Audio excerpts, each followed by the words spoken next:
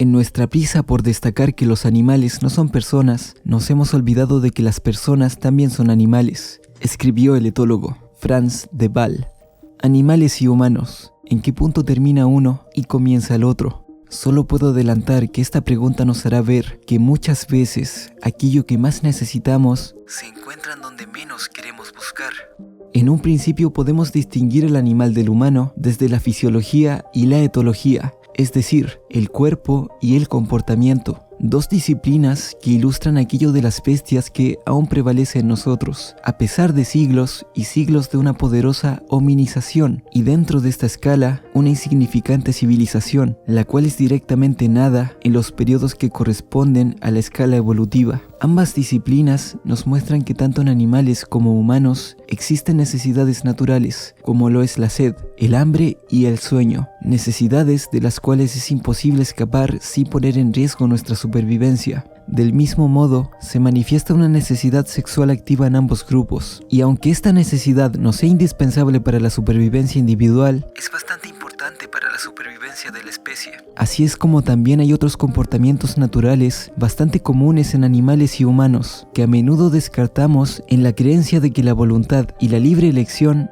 es lo que realmente rige nuestras vidas. Así ocurre en las relaciones violentas y agresivas que podemos tener con los otros. Si en la naturaleza la carne se desgarra una a la otra y se adoptan posturas de dominación o de sumisión, en la civilización, allá donde hay luz, tiene que haber sombras. Mientras exista la idea de vencedor, existirá la idea de perdedor. Por eso el animal y el seductor operan de una manera bastante similar. Ambos recurren a la exhibición en una competencia desenfrenada por la atención, solo que por otros métodos. La televisión nos repite y repite hasta el vértigo a políticos golpeándose el pecho, a estrellas que van de cita en cita y programas de testimonios reales sobre quién triunfa y quién no. Y sería fácil reírnos de todo este comportamiento si no fuera porque nuestros parientes vivos más cercanos, pues se toman las luchas de poder y el sexo tan en serio como nosotros. Pero aparte del poder y el sexo, compartimos más cosas con ellos. El compañerismo y la empatía son igualmente importantes, pero rara vez se los considera parte de nuestro legado biológico. Tendemos mucho más a maldecir a la naturaleza por lo que nos disgusta de nosotros mismos que a ensalzarla por lo que nos gusta. Al compañerismo y la empatía solemos decir que son cualidades humanas, son nuestra humanidad, o más bien,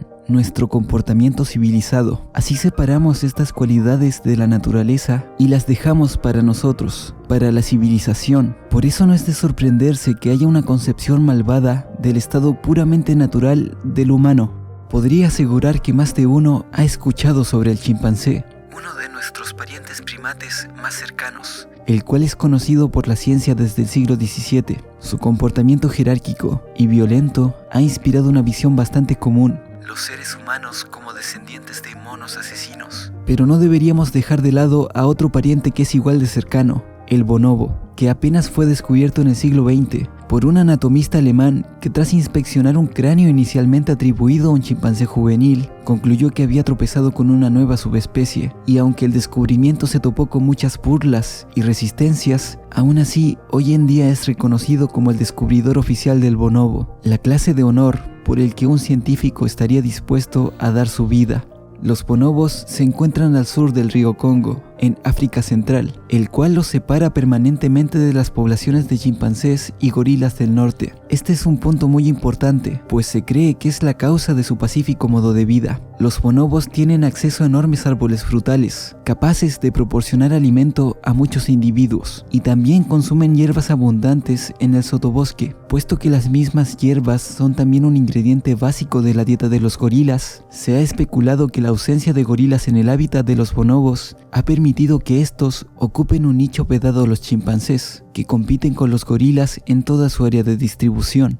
Respuestas similares se pueden apreciar en las variantes del juego del ultimátum. Este juego consiste en que un primer jugador debe hacer una oferta para repartir una recompensa con el segundo jugador. Dependiendo de la oferta, el segundo podía aceptar o rechazar, pero si opta por rechazar, la recompensa se pierde para ambos. En este experimento, tanto humanos como chimpancés respondieron igual. Si se requería de la cooperación del otro jugador, dividían las recompensas por igual. Sin embargo, si es evidente que un jugador será pasivo, el otro prefería la respuesta egoísta. Pero se debe tener en cuenta que las normas culturales de equidad y por tanto las respuestas que se den varían entre poblaciones de estudio. Por ejemplo, los Lamelara de Indonesia tienen una media del 58% de cooperación, presumiblemente porque dependen culturalmente de la organización a gran escala para cazar ballenas, lo que les habrá potenciado en el desarrollo de mecanismos para compartir recursos. En contraste, los Hasta de Tanzania, que son cazadores-recolectores, también comparten alimentos, pero no por cooperación, sino que por miedo al destierro. Es por esto que suelen hacer ofertas completamente egoístas y a menudo rechazan la cooperación. Todo indica que ciertas condiciones posibilitan y potencian la cooperación o el egoísmo. Es por esto que cooperar o no puede ser mucho más complejo. Regresando a los bonobos, estos son unos animales tranquilos, con mucho apetito sexual y bastante pacíficos en comparación a sus vecinos, los chimpancés. A diferencia de los chimpancés, los bonobos viven en sociedades dominadas por las hembras, agrupadas para controlar a los machos. Trasladar machos de un grupo a otro es un acierto para la mayoría de especies, no así para los bonobos, pues en la naturaleza son las hembras las que migran entre grupos, mientras que los machos se quedan siendo protegidos por sus madres, pues los bonobos no son del todo pacíficos. Cuando las hembras atacan, las cosas se ponen feas. No es una sorpresa que los bonobos sean maestros en la reconciliación, y por una buena razón: no se privan de pelear.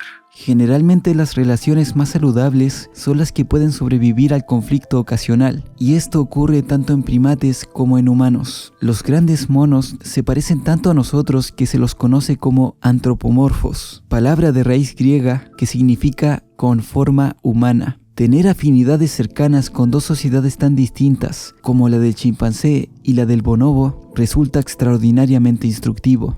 Ambos son igualmente próximos a nosotros, por lo que no hay un consenso general sobre cuál es el mejor modelo de la humanidad ancestral, y es muy probable que jamás lo haya, pues la brutalidad y el afán de poder del chimpancé contrasta con la amabilidad y la sexualidad del bonobo. El comportamiento de este último es difícil de conciliar con la imagen popular de nuestros ancestros como monos asesinos, una imagen que fue apoyada por nuestro conocimiento del chimpancé, que expresa tan bien nuestra cara violenta que la mayor parte del material solo está referida a este parecido, y que nace de nuestro desconocimiento por la otra cara de la moneda, los bonobos. No es que las cosas fueran necesariamente al revés, pero es bueno tener claro qué sabemos y qué desconocemos. El comportamiento no se fosiliza. Por eso, las especulaciones sobre la prehistoria humana se basan a menudo en lo que sabemos de otros primates. Su comportamiento da idea de la enorme variedad conductual que podrían haber exhibido nuestros ancestros lejanos. Y cuanto más sabemos de los bonobos, más se amplía esta variedad. Nuestra propia naturaleza, si así podemos llamarla, fluctúa entre ambos extremos, y a pesar de todo, nuestro lado oscuro es tristemente obvio. Tan solo en el siglo pasado, se estima que 160 millones de personas perdieron la vida por causa de la guerra, el genocidio o la opresión política. Somos capaces de tal maldad a pesar, o quizás precisamente a causa de nuestra capacidad de imaginar qué sienten los demás. La capacidad de entender al prójimo nos permite ser compasivos o crueles con él. Cuando esta capacidad es positiva, nos lleva a llorar por alguien cuando nos cuenta una historia triste, o a conmovernos por el canto de un pájaro. Tenemos una cara cruel y otra compasiva en sentidos opuestos, y muchas veces simplificamos en exceso la imagen que tenemos de nosotros mismos. La humanidad puede ser la culminación de la creación o los villanos por excelencia, pero ¿por qué no aceptar que somos las dos cosas? Es como discutir sobre los perros pitbull, donde el tema principal es siempre lo peligrosos que son, pero lo que nos diferencia de los pitbull es que no fuimos criados selectivamente para pelear. Nuestra presión mandibular es patética y nuestros cerebros no necesitarían ser tan grandes si lo único importante fuera moler carne. La posibilidad de que la empatía forme parte de nuestro legado primate debería congratularnos, pero no tenemos por costumbre celebrar nuestra naturaleza. A quienes cometen un genocidio los llamamos animales, pero cuando donan algo a los pobres, los aplaudimos por su humanidad. Nos gusta reclamar este último comportamiento para nosotros, pero vivimos acaparados por noticias que nos muestran solo la parte más oscura de nuestro ser, o aquello a lo que debemos temer. porque tampoco fuimos criados selectivamente para ser felices, más bien para sobrevivir. En la posguerra se decía que los animales no tienen inhibiciones, no tienen cultura. Por tanto, aquello que nos llevó a asesinarnos mutuamente seguramente fue algo animal, algo en nuestra constitución genética y que había destruido la decencia humana, con una arrogancia tal que pone a esta decencia humana como la cúspide de la virtud, en un mundo tan complejo en el que la virtud propiamente tal es bastante difícil de definir, por no decir imposible. Pues, ¿acaso un animal, por el simple hecho de ser un animal, no puede ser virtuoso? Ahora bien, parémonos a pensar. ¿Qué probabilidades hay de que la inmensa riqueza de la naturaleza quepa en una sola dimensión? ¿No es más lógico pensar que cada animal tiene su propio sistema cognitivo, adaptado a sus sentidos y su historia natural? No tiene sentido comparar nuestra capacidad de conocer con la de un animal que tiene 8 brazos independientes, cada uno con su suministro nervioso, ni con el conocimiento que permite que un animal volador capture una presa móvil gracias a los ecos de sus propios chillidos. Los cascanueces americanos, miembros de la familia de los córvidos, memorizan la situación de miles de semillas que escondieron 6 meses atrás, mientras que yo no recuerdo ni dónde aparqué mi coche. A cualquiera que sepa de animales se le ocurren otras muchas comparaciones cognitivas en las que no salimos bien parados. No se trata de una escala, sino de una enorme pluralidad de sistemas cognitivos con muchos picos de especialización, picos a los que, paradójicamente, se les da el nombre de pozos mágicos, porque cuanto más aprenden los científicos sobre ellos, más profundo se hace el misterio. Aproximadamente hasta los años 50 y 60 del siglo XX, era poco lo que se conocía de los grandes monos. Al chimpancé, por ejemplo, se le veía como un animal pacífico y vegetariano, incapaz de razonar o mostrar emociones. Esto empezó a cambiar cuando el paleoantropólogo Louis Leakey razonó que estudiar el comportamiento de estos primates podía ofrecer pistas sobre nuestros antepasados. De aquí nacieron grandes figuras como Jane Goodall con los chimpancés, Dian Fossey con los gorilas y Virud Galdikas con los orangutanes. Goodall fue la primera de las tres, y también la primera en atreverse a acercarse a los animales y convivir con ellos, lo cual fue bastante tachado de invasivo y emocional, pero sus resultados eran incuestionables. Se descubrió que utilizaban herramientas, que tenían personalidad, que practicaban la guerra y el canibalismo, y multitud de otros detalles insospechados que abrieron una nueva era en la etología de nuestros parientes más próximos. Ahora bien, regresando a la ya mencionada decencia humana, no es difícil apreciar una racionalización de la violencia humana en general y por esos años, el Holocausto en particular. Konrad Lorenz, uno de los fundadores de la etología moderna, defendía que la agresión está en nuestros genes. El periodista Robert Adri escribió: nacimos de monos que se levantaron, no de ángeles caídos, y unos monos que eran asesinos armados. ¿De qué nos sorprendemos entonces? De nuestros asesinatos, masacres y misiles, y nuestros regímenes irreconciliables. El pensamiento acerca de nuestra naturaleza a finales del siglo XX resaltaba nuestra necesidad de trascenderla, donde la decencia humana es algo que hemos inventado y no heredado, y cada vez que hacemos algo terrible, sin hacer el mínimo esfuerzo de analizar las cosas, nos quedamos en la posición más cómoda posible para simple y llanamente decir: es la naturaleza humana. Dado el uso y abuso popular de la teoría de la evolución, apenas sorprende que el darwinismo y la selección natural se hayan convertido en sinónimos de la competencia desmedida. El propio Darwin, sin embargo, era todo lo contrario de un darwinista social. Creía que había un margen para la compasión, tanto en la naturaleza humana como en el mundo natural. O como dijo el divulgador Stephen Jay Gould: ¿por qué nuestra maldad debería ser el bagaje de un pasado simiesco y nuestra benevolencia únicamente humana? ¿Por qué no deberíamos buscar la continuidad con otros animales también para nuestros rasgos nobles? Pero el chimpancé se usó tendenciosamente para este fin, con un evidente sesgo dentro de sus experimentos. Según los entomólogos Bert Holdobler y Ed Wilson, hay dos clases de científico: el teórico y el naturalista. El teórico se interesa por un problema y busca el mejor organismo para resolverlo. Los genetistas suelen escoger a la mosca y los psicólogos a las ratas porque son útiles en sus problemas. El naturalista, en cambio, estudia cierta clase de animales por su interés intrínseco, algo que no ocurrió con el chimpancé, el cual fue víctima del científico teórico, pues solo fue usado como un medio para un fin: explicar la agresión humana. pero no sin opositores. Estos citaban a Jane Goodall, que en 1960 emprendió su investigación de los chimpancés en la región del río Gombe, en Tanzania, quien aún los representaba como los nobles salvajes del filósofo francés Rousseau, solitarios y autosuficientes, que no necesitaban conectar ni competir entre sí, pues son independientes y por lo tanto pacíficos. Más tarde, una primera corrección se centró en su carácter independiente. En la década de 1970, los científicos japoneses dejaron en evidencia el sesgo individualista de los investigadores occidentales, pues ¿cómo es posible que un animal tan cercano a nosotros no tenga una vida social reseñable? Pudimos observar que los chimpancés pertenecen a comunidades separadas entre sí. Una segunda corrección se centró en su carácter pacífico. En primer lugar, supimos que los chimpancés cazan monos, quiebran sus cráneos y los devoran vivos. En segundo lugar, se destacó que estos antropoides también matan a sus congéneres y a veces los devoran. Esto los convertía en asesinos y caníbales. Ahora sabíamos que los chimpancés matan y viven en comunidades mutuamente hostiles. El punto es que el chimpancé es un animal político en toda regla.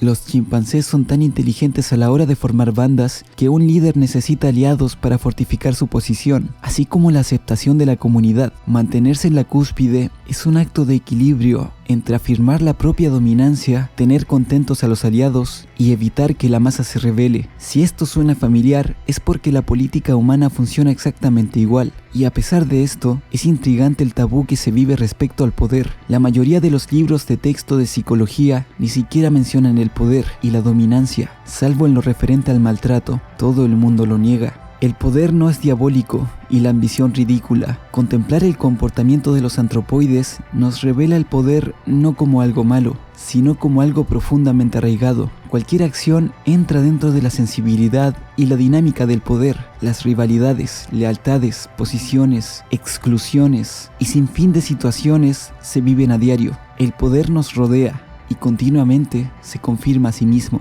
Pero los sociólogos, políticos y hasta la gente de la calle lo tratan como una patata caliente. Preferimos esconder las motivaciones subyacentes. Cualquiera que, como Maquiavelo, llame a las cosas por su nombre, pondrá en riesgo su reputación. Nadie quiere ser calificado de maquiavélico, aunque la mayoría de nosotros lo es. Y los chimpancés machos están íntimamente familiarizados con esta dinámica y parecen captar la importancia de sus propias coaliciones. Cuando las alianzas se desvanecen, la inminente pérdida del poder es tan amenazadora que corren a reconciliarse, sobre todo quien más tiene que perder, que suele ser el de mayor rango. Las coaliciones rara vez son mayores de lo que necesitan para ganar, de ahí que los dos partidos grandes no tengan interés en gobernar juntos. Ambos cortejarán al partido pequeño y le otorgarán un poder desproporcionado. La teoría de la coalición también considera las coaliciones vencedoras mínimas, es decir, la idea de que las partes prefieren integrarse en una coalición lo bastante grande como para imponerse, pero lo bastante pequeña como para tener peso dentro de ella, puesto que alinearse con el partido más fuerte diluye la rentabilidad política. Este en raras ocasiones constituye la primera elección, aun cuando en el futuro previsible Estados Unidos será el actor más poderoso en la escena global, económica y militar. Esto no garantiza en absoluto su inclusión en coaliciones ganadoras. Por el contrario, el resentimiento se acrecentará de manera automática, lo que dará lugar a coaliciones de contrapeso entre las potencias restantes. El mismo autor pone de ejemplo la oposición de Francia, Rusia y Alemania al plan estadounidense de invadir Irak, señalando que China también estaba de su parte.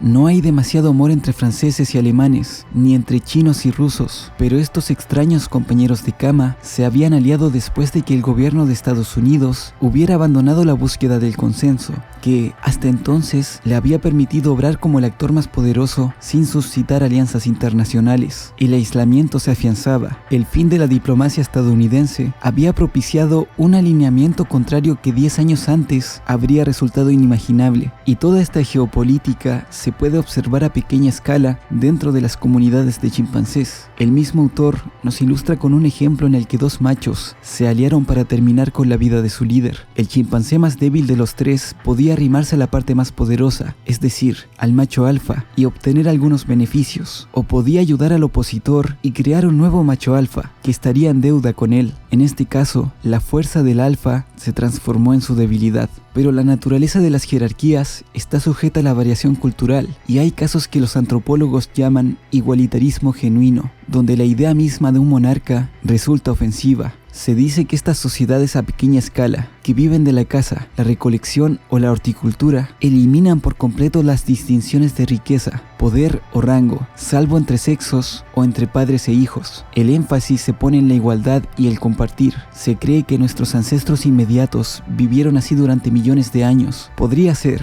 entonces, que las jerarquías estén menos implantadas en nuestra naturaleza de lo que creemos. El antropólogo Christopher Boehm estudió estos mecanismos niveladores y observó que aquellos líderes que solo gobiernan para sí mismos pierden rápidamente el respeto y respaldo de su comunidad. Pero si los individuos de alto rango pueden ser tan problemáticos, ¿por qué mantenerlos? Una primera respuesta es su rol de mediadores. Por definición, las sociedades igualitarias carecen de una jerarquía social que pueda imponer su voluntad en las disputas, por lo que dependen del arbitraje. La clave es la imparcialidad, asumido por la judicatura en la sociedad moderna. El arbitraje protege a la sociedad frente a su mayor enemigo, la discordia enconada. Y dado que es difícil sobrevivir sin liderazgo, los igualitarios a menudo permiten líderes entre iguales. Para ello emplean herramientas sociales típicas de nuestro linaje, pero que compartimos con nuestros parientes primates. Dentro de los antropoides, si los que están más abajo de la escala social convienen en trazar una línea colectiva en la arena y amenazan con consecuencias graves si los que están en lo alto de la jerarquía la pisan, tenemos lo que en términos legales se denomina constitución. Obviamente, las constituciones de hoy están repletas de conceptos refinados, demasiado complejos para ser aplicables a grupos humanos pequeños, donde todo el mundo se conoce, y menos aún a las sociedades antropoides. Pero no deberíamos olvidar que la Constitución estadounidense, por ejemplo, nació de una revolución contra la corona inglesa. Su maravillosa prosa, nosotros, el pueblo, habla con la voz de las masas. Su predecesora fue la Carta Magna Inglesa de 1215, en la que los súbditos del rey Juan amenazaron con sublevarse y matar a su opresor si no cejaban sus apropiaciones excesivas. De nuevo, el principio es la resistencia colectiva contra un macho alfa despótico,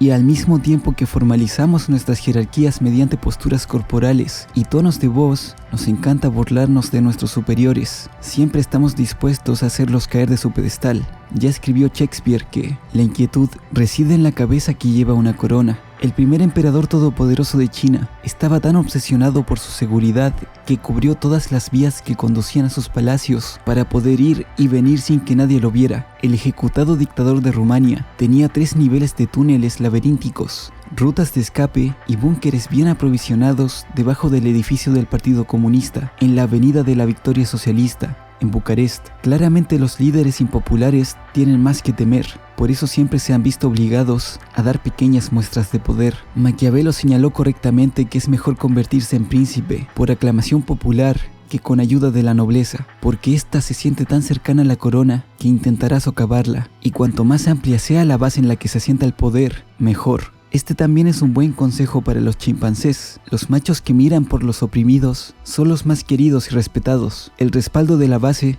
estabiliza la cúspide. Hay una influyente escuela de pensamiento según la cual partimos de un estado natural hostil y caótico que se regía por la ley de la selva, del cual escapamos acordando normas de conducta y delegando el apremio de su cumplimiento a una autoridad superior. Esta es la justificación usual del gobierno vertical. Ahora bien, ¿y si hubiera sido justo al revés? ¿Y si la autoridad superior fue primero y la igualdad hubiera venido después? Esto es lo que parece sugerir la evolución de los primates. El punto es que nunca hubo caos alguno, más bien partimos de un orden jerárquico cristalino y luego encontramos maneras de nivelarlo. Así pues, en algún punto el interés individual no se podrá negar. Por eso el igualitarismo no se basa en el amor mutuo, menos aún en la pasividad. Es una condición mantenida activamente que reconoce el anhelo de controlar y dominar.